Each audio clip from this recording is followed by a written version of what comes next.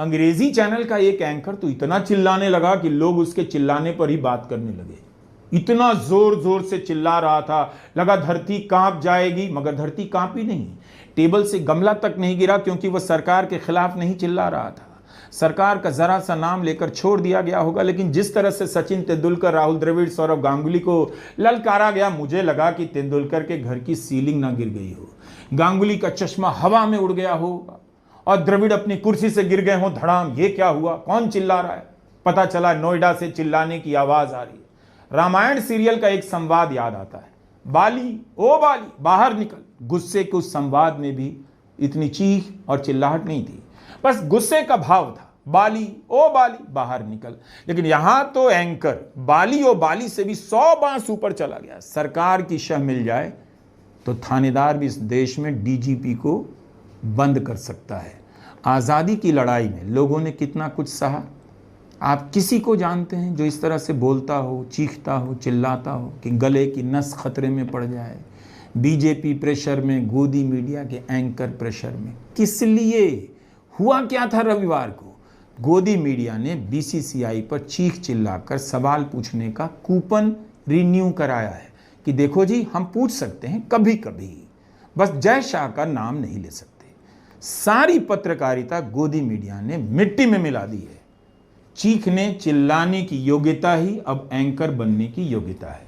हजारों छात्र इस देश में पत्रकारिता पढ़ रहे हैं, इस उम्मीद में कि एक दिन किसी चैनल या अखबार में काम करेंगे, पत्रकारिता करेंगे। लेकिन आप इन चैनलों को देखिए, कहाँ ये छात्र नौकरी करेंगे? क्या आपको लगता है कि उनके लिए पत्रकारिता के करियर में कुछ भी बचा है, सिवाय इसके लिए कि प्रधानमंत्री मोदी के लिए चिल्लाना है, प्रधानमंत्री मोदी के लिए किसी को दुत्कारना है, प्रधानमंत्री मोदी के लिए बिना बात के भी किसी को ललकार देना है?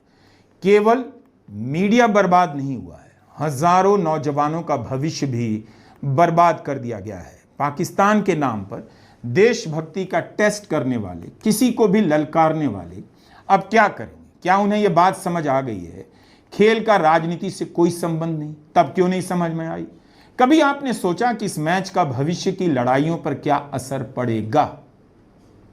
आपने सांसदों को भेजा दुनिया भर में पाकिस्तान के खिलाफ धारणा बनाने के लिए, और आप ही मैच खेल रहे हैं पैसा कमाने के लिए।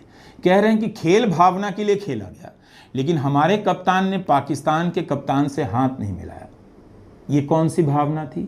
जब आप कुतर्क के आधार पर राजनीति करते हैं, राजनीति में कुतर्कों को हथियार बनाते हैं, तो यही हाल होता है।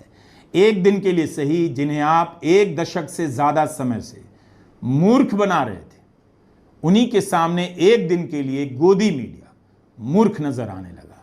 जाने कौन सी मजबूरी थी कि मजबूरी की बात करने लगे। मैच तो खत्म हो गया, लेकिन राष्ट्रवाद की राजनीति झूठ और फरेब का फिर से कोई नया जाल बुनकर लाएगी और फिर से आप फंसाए जाने वाले हैं। ध्यान रखिएगा, याद रखिएगा।